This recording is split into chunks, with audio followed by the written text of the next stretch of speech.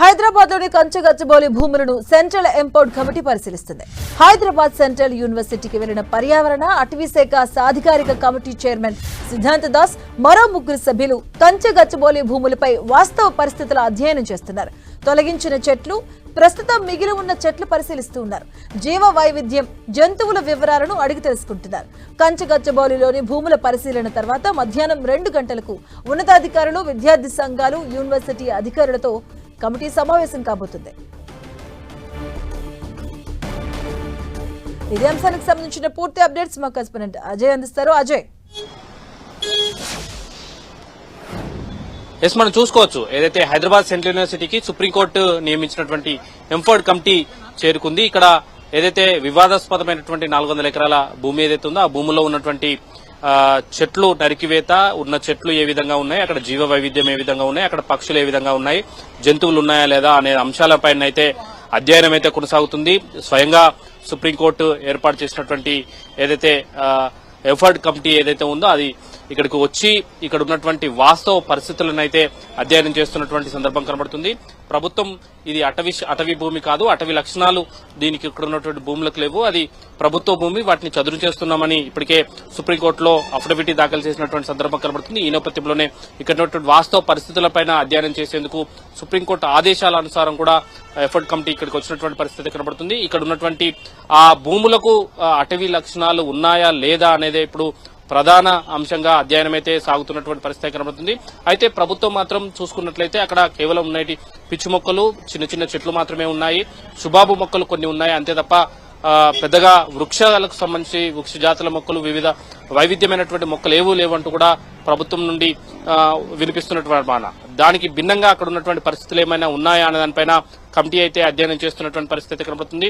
అయితే కమిటీ పరిశీలిస్తున్నటువంటి సమయంలో అక్కడ ఉన్నటువంటి యూనివర్సిటీకి సంబంధించినటువంటి విద్యార్థులను కానీ, అదేవిధంగా మీడియాని కానీ అయితే ఎవరిని అలౌ చేయలేదు. కేవలం కమిటీయే అక్కడికి వెళ్ళింది. స్వయంగా వాళ్లే అక్కడ ఉన్నటువంటి యూనివర్సిటీ అధికారులను కొంత కోఆర్డినేషన్ చేసుకుంటూ అక్కడ ఉన్నటువంటి వివరాలను అడిగి తెలుసుకుంటూ మరి పరిశీలిస్తున్నటువంటి సందర్భం అయితే కనబడుతుంది.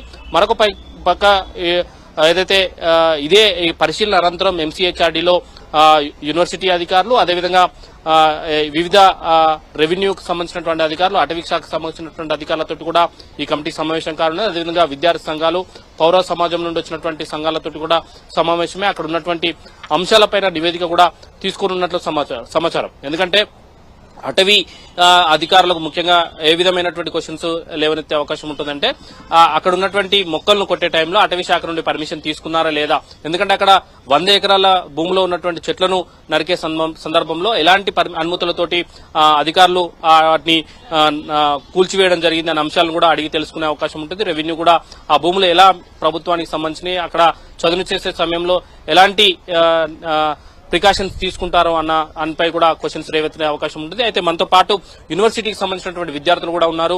ఆ యూనివర్సిటీలో ఏదైతే ఎఫర్డ్ కమిటీ పరిశీలిస్తున్నటువంటి సందర్భంలో, పర్యటిస్తున్న సందర్భంలో వాళ్ళు కూడా కొంత డిమాండ్స్ అయితే పెడుతున్నటువంటి సందర్భం అయితే కనబడుతుంది. వారి మాటల్లో తెలుసుకునే ప్రయత్నం చేద్దాం. ఎఫర్డ్ కమిటీ భూముల్లో పర్యటిస్తుంది. ఈ సందర్భంగా మీరు ఏం చెప్తారు? అదే అంటే లాస్ట్ 1 వీక్ లో రిజిస్ట్రార్ గారు వచ్చి, తెలంగాణ హైకోర్టు రిజిస్ట్రార్ గారు వచ్చి ఇక్కడ సర్వే చేసి ఆ రిపోర్ట్ ని గౌరవ సుప్రీంకోర్టుకు పంపించారు. సో అప్పుడు మేము రిక్వెస్ట్ చేసాం రిజిస్ట్రార్ గారిని, సార్ మేము కూడా మీతో పాటు వస్తామంటే ఆయన మా రిక్వెస్ట్ ని యాక్సెప్ట్ చేసి ఆయనతో పాటు మమ్మల్ని తీసుకెళ్లి ఎక్కడెక్కడ ఏమున్నదో చూపించి ఆయన రిపోర్ట్ రాసుకున్నారు. సో అలానే ఈ రోజు వచ్చిన కమిటీ కూడా మా రిక్వెస్ట్ ఏమైనా యాక్సెప్ట్ చేస్తుందేమో ఒకసారి మాట్లాడే ప్రయత్నం చేద్దామని చెప్పి మేము ఆ ఈస్ట్ క్యాంపస్ వెళ్ళాం. సో అక్కడ మేము గమనించింది ఏంటంటే తెలంగాణ టీజీఐఎస్కి సంబంధించిన సైన్ బోర్డ్స్ కానీ సీసీ కెమెరాలు ఉన్నాయి. ఒక స్టే వచ్చిన తర్వాత అక్కడ ఏ పనులు జరగకూడదని ఇచ్చిన తర్వాత కూడా నిన్న నైట్ తెలంగాణ టీజీఐఎస్సీ వాళ్ళు ఈ సీసీ కెమెరాలు ఇన్స్టాల్ చేయడం, ఆ బోర్డులు పెట్టడం జరిగింది. సో ఒక రకమైన అంటే ఏమంటారు, ఒకవైపు ప్రభుత్వం చూస్తున్నట్టు. ఎందుకంటే విద్యార్థులు ఇంత ఉద్యమం చేస్తున్నారు, పర్యావరణం కాపాడాలని, ఈ భూములు యూనివర్సిటీకి రావాలని చేస్తున్నా కానీ బయట జరిగేదేమో తప్పుడు ప్రచారం జరుగుతున్నది. ఇది మనం చూడవచ్చు. ఏదైతే ఒక పక్క ఇక్కడ జరుగుతున్నటువంటి వాస్తవ పరిస్థితులకు భిన్నంగా అయితే బయట వేరే రకమైనటువంటి చర్చ జరుగుతుందంటూ కూడా యూనివర్సిటీ విద్యార్థులు అయితే చెప్తున్నటువంటి సందర్భం కనబడుతుంది. ముఖ్యంగా అక్కడ సుప్రీంకోర్టు ఒక స్టే ఇచ్చడం జరిగింది. ఇక్కడ ఎలాంటి పనులు చేయకూడదు, అక్కడ ఎలాంటి పనులు చేసినా అక్కడ సిఎస్ఏ వ్యక్తిగత వ్యక్తిగత బాధ్యత వహించాల్సి ఉంటుంది, అక్కడ కట్టే జైల్లో ఆమె ఉండాల్సి ఉంటుందంటూ కూడా తీవ్రమైనటువంటి వ్యాఖ్యలు అయితే సుప్రీంకోర్టు చేసినప్పటికీ అక్కడ కొత్తగా సైన్ బోర్డులు ఏర్పాటు చేయడం, సీసీ కెమెరాలు ఏర్పాటు చేయడం అయితే యూనివర్సిటీకి సంబంధించినటువంటి విద్యార్థులు అయితే తప్పుపడుతున్నటువంటి సందర్భం మనకు కనబడుతుంది. అయితే ఇటీవల 1 వీక్ కింద ఏదైతే సుప్రీంకోర్టు ఆదేశాల అనుసారం హైకోర్టు రిజిస్ట్రార్ ఇక్కడికి వచ్చి పరిశీలిస్తున్న టైంలో విద్యార్థులు కూడా ఆయన వెంటే వెళ్లడం జరిగింది. కానీ ఇప్పుడు ఏదైతే ఎఫర్ట్ కమిటీ అక్కడికి పర్యటనకు వచ్చిన సందర్భంలో కనీసం విద్యార్థులను అటువైపు కూడా వెళ్లనీయకుండా పోలీసులు అడ్డుకుంటున్నారంటూ కూడా విద్యార్థులు చెప్తున్నటువంటి సందర్భం కనబడుతుంది. ముఖ్యంగా ఏదైతే ఆ ల్యాండ్ ఏదైతే ఉందో, ఆ 400 ఎకరాల ల్యాండ్ ఏదైతే ఉందో అది నిషేధిత స్థలం, ఇక్కడికి ఎవరూ రావద్దంటూ కూడా పోలీస్ శాఖ కూడా ఇన్స్ట్రక్షన్స్ అయితే ఇచ్చినటువంటి పరిస్థితి కనబడుతుంది. ఒక స్టే ఉన్నటువంటి ల్యాండ్ పైన ఈ అధికారులు ఈ విధంగా ఎందుకు వ్యవహరిస్తున్నారు, బయట జరిగేటువంటిది అంటే సుప్రీంకోర్టు గానీ హైకోర్టు గానీ చెప్పేది ఒకటి, ఇక్కడ చేసేది ఒకటి అనే రకంగానైతే విద్యార్థులు మాట్లాడుతున్నటువంటి సందర్భం అయితే మనం చూసుకోవచ్చు. అయితే హెచ్సియులో ప్రజెంట్ ఎఫర్ట్ కమిటీ అయితే పర్యటిస్తుంది. ఆ పర్యటించే క్రమంలో నిన్న జరిగినటువంటి ఏదైతే ఒక జింక కూడా చనిపోయింది, ఈ అంశాలన్నింటినీ కూడా ఈ రోజు సాయంత్రం విద్యార్థులంతా కూడా ఎంసీహెచ్ఆర్డీలో కమిటీ దృష్టికి తీసుకెళ్లినట్టు కూడా తెలుస్తుంది. Okay, thank you Ajay.